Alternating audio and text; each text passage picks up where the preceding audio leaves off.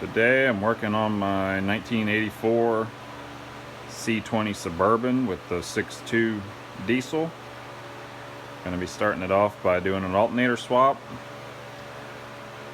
This truck came from the factory with a 66 amp alternator. The bearings went bad, it was making a lot of noise. So since I'm changing it anyway, I'm going to upgrade it to a 90 amp alternator just because it has rear AC and front AC. And I may end up adding some more accessories to this thing for camping and whatnot. So let's get started. I'm going to have to reclock the new alternator. So I'll show you how to do that. So removing the alternator on these old GMs is extremely simple. I'll get you in here so you can take a look. So you're going to need to remove this bolt here. It is standard, 1/2 inch. You're going to remove the bolt on the bottom right here. It's 15 millimeter on this particular engine. And you'll also be removing this nut here and the plug here. The very first thing you want to do always when doing anything with the electrical system on your vehicle is unhook the batteries. On this truck, since it's a diesel, there are dual batteries. The nut on the back of the alternator is a 10 millimeter.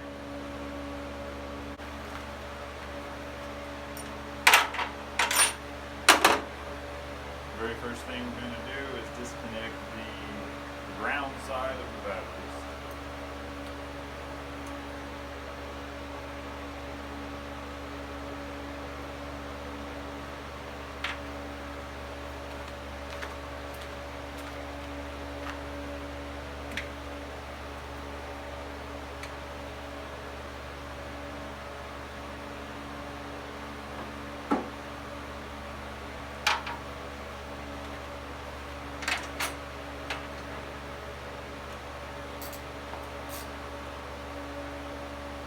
Loosen but not fully remove the top 1/2 inch bolt.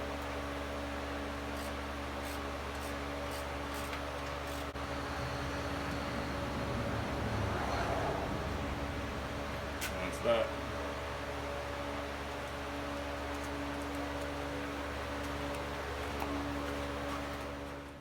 Alright, so these are what's known as a 10 SI alternator. Very universal. They come on all types of old GM vehicles, equipment, tractors. People convert them to run on just about anything. The old one on the left is a 66 amp. The new one is somewhere around a 90 amp from what I remember. I'll get you in here and let you see the part number on the new one.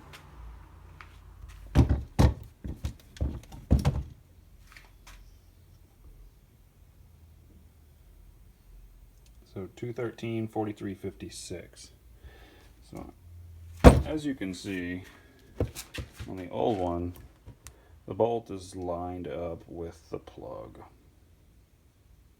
On the new one, the plug is back here, the top bolt is right here. So we're going to have to reclock this thing to make it work. It's fairly simple. I'll show you how to do it real quick. Alright, the first thing you're going to want to do is get the pulley off. It is a 15/16. It's so much easier if you have access to an impact to use an impact. If you don't, you can use a wrench or a regular ratchet, and there is a hex in the center of here where you can put an Allen wrench to hold back up. But much easier just to use an impact. It just pulls right off. Pull the fan off. Okay, then you have 4 small bolts. 1, 2, 3, 4. You're going to have to pop those out. And those are a 5/16.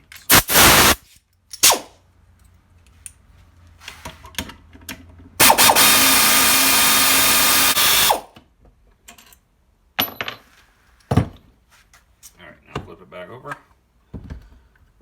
Take a flathead screwdriver, pry up here.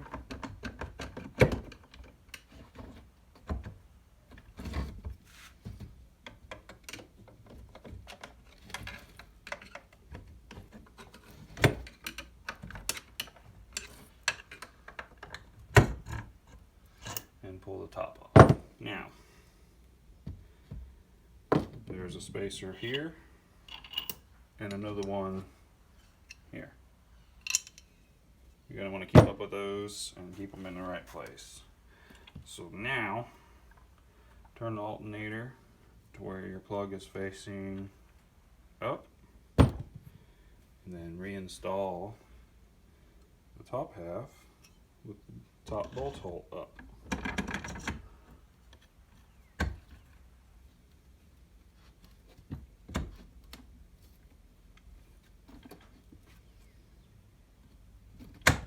There we go.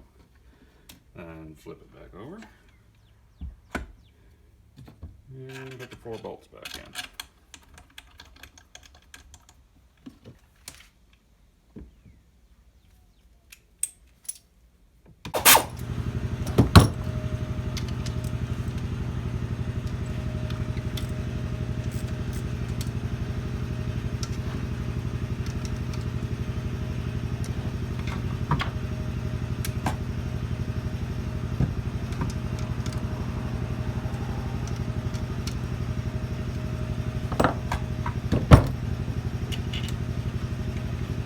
Fan back on, fully back on.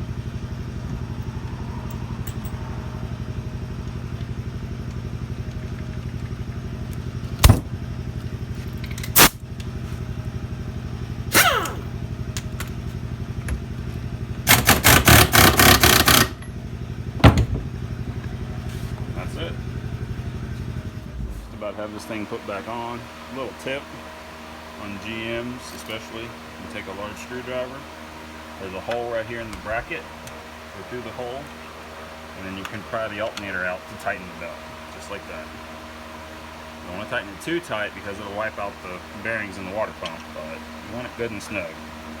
Put a little tension on it, and tighten the bolt up.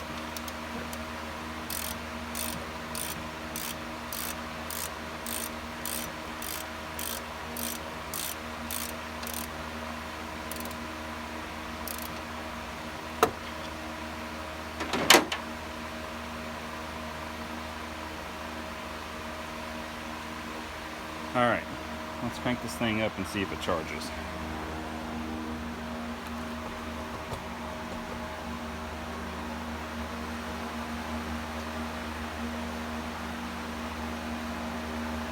Got you in the cab with me here of the old Sergeant Ron is his name. It's my 84 Suburban. A lot of people say these old 6.2 Detroit diesels and these old GMs are junky, cantankerous, hard to start. This one seems to always run great, gets excellent mileage. I love this thing. So it's not cold outside, but here's a cold start on it. That's the dummy light for the alternator. That should turn off if the new alternator's charging. Let's find out. And there it goes. Turned right off.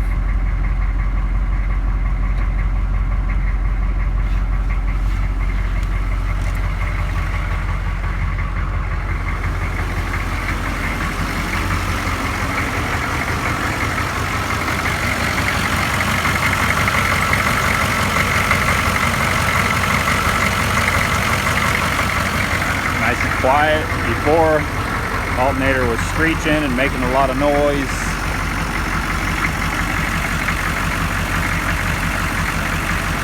Seems like it's fixed.